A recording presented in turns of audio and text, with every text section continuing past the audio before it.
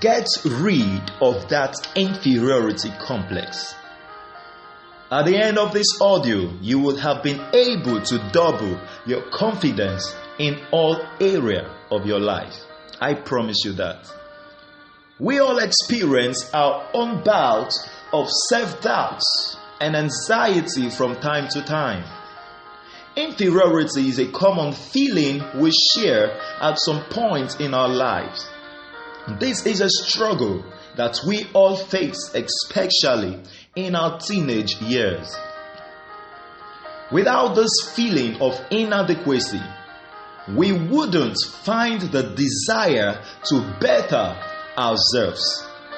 Therefore, the feeling of inferiority is essential to personal growth and development. Before we proceed, it is essential to define clearly what is inferiority complex. Inferiority complex is an unrealistic and a false feeling of general inadequacy. Yes, I say general inadequacy. It could be this or that, something you have identified, or an attitude you yet display that you don't realize it's manifesting out of inferiority complex. But when a higher developed person stays around you, he can tell that this attitude is the cause of the feeling of inferiority. That is why, with this audio, as you listen and you get to know how or what are the signs of inferiority complex, the moment you can recognize this, you are halfway to getting rid of inferiority complex. Now, this brings us to the big question. How do I know that I have inferiority complex? 1. When you are most comfortable fading into the background, you have an inferiority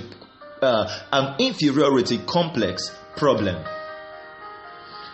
This is also known as the avoidant behavior or the avoidant behavior. You don't just want to be standing out, to be seen standing out. You always want to be in the background where nobody can identify you. You are comfortable always in the crowd. There is a problem. Now, for instance, if you avoid putting yourself out there, maybe approaching someone new or in a social gathering, you are afraid of, should I call it, rejection. The fear of rejection is one of the reasons why people are simply saying, it's better I remain where nobody notices me. But I tell you, if you don't get rid of that attitude by embracing self-development, everyone around you will come to the point where they notice how discomfort you are or you feel with yourself. Number 2, are you very sensitive to criticism? People with inferiority complex are highly sensitive to what others think about them. And they often take up offense even when the other person meant no offense towards them. Number 3, do you find fault in others? When you have inferiority complex, you may have a habit of finding faults in others. For instance, when you find another person more successful than you, instead of being happy for them, you might tend to say words like they are just puffing up or they are trying to be what they are not. Number 4, do you bully others? Or have you ever seen someone who bully others? This is a major sign of inferiority. Being a bully is not confidence. making others feel less important, is a sure sign that you are simply trying to hide your painful, inferior feeling about yourself. And number 5, do you only feel good about yourself when you feel you are doing better than others? Yes, it's a human nature to compare yourself to others around you. But there are what I call the healthy way and the unhealthy way of handling this. If you are handling it the healthy way, you are simply then focusing on being better, or you are focusing on someone who is better than you because you want to get better. But when you have inferiority complex, your main focus will be to become better than others.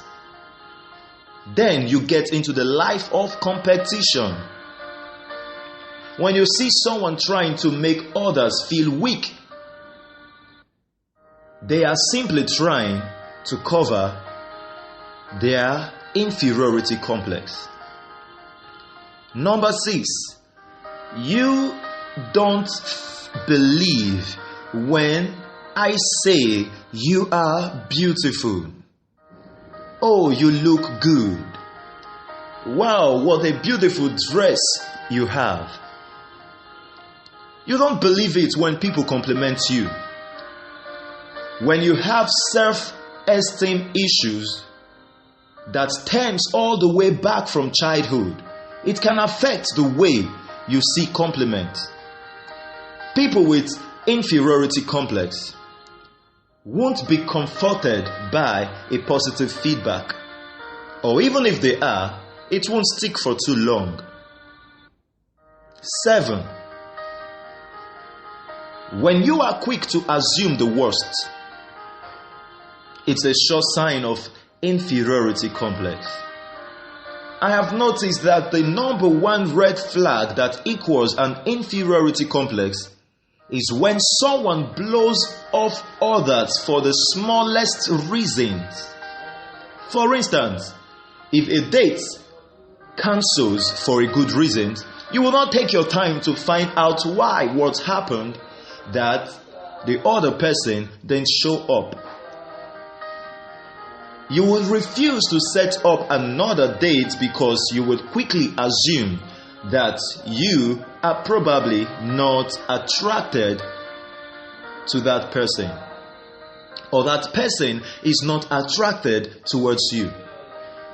People who give up easily are typically those with an inferiority complex. They usually expect negative results with anyone they meet. And number 8, when you claim rights at everything and refuse to admit your wrongs, what is that? You just said it. At the end of the day, everyone has strengths and weaknesses. There is no reason why anyone should feel like they are less than anyone else. Here is the secret of managing self-esteem issues and always performing at your best wherever you find yourself. See, once you catch this secret, I promise you, this is the reason why you have been listening to me. Firstly, simply understand this fact. You are not better than anyone, but you are better than everyone because you are unique and dynamic in your own way, and no one, I repeat, no one before now and after you can ever be like you. You are special. And secondly, simply understand the fact that at some point, everyone is trying to be so conscious to act better in front of others. Here is the secret. They are always thinking, how am I doing? And that also is going on in your own head. Self-consciousness. That is the major reason why you have ever felt inferior. How am I doing? You want to present yourself better. You want to be good at everything you're doing, and you are just trying to compel yourself to do well in front of everyone. So you are always conscious, how am I doing? And this immediately gives you a sense of limitation. You no longer become free. You no longer become your own self. And if you're not careful, you start acting out like someone else. So you would rather from today focus on what others are thinking about themselves. Did you get that? Start thinking about what others are thinking about themselves. Whether you are performing on stage, or whether in a conversation, or whether in an interview, wherever you might find yourself, the shift of your focus from yourself to the other person, whether superior to you or subordinate to you, once you can shift your focus from yourself to the other person's thought about him or herself, guess what? You will automatically boost your self-confidence before anybody. And you will begin to enjoy a high sense of freedom. Join UN Richard's mentorship program and live a happy life.